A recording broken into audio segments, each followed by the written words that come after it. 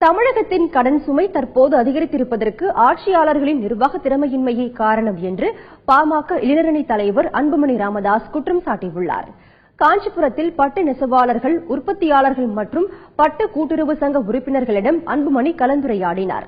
அப்போது பேசிய அவர், பாமக ஆட்சிக்கு வந்தால் நெசவாளர்களின் கோரிக்கைகள் நிறைவேற்றப்படும் என்று உறுதியளித்தார்.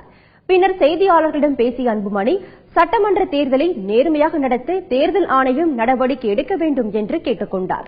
நிர்வாக திறமையின்மையால் தமிழகத்தின் கடன் சுமை அதிகரித்து விட்டதாக திமுக, அதிமுக ஆகிய இரு கட்சிகளை அவர் விமர்சித்தார். தமிழ்நாட்டுடைய மொத்த கடன் எவ்வளவுன்னா 4,72,000 கோடி கடன். நினைச்சு பார்க்க முடியாது. அப்போ என்ன நிர்வாக திறமை இருக்கு உங்களுக்கு? ஏதாவது இவ்வளவு கடனை வாங்கி திட்டங்கள் கொடுத்தாங்களா உங்களுக்கு?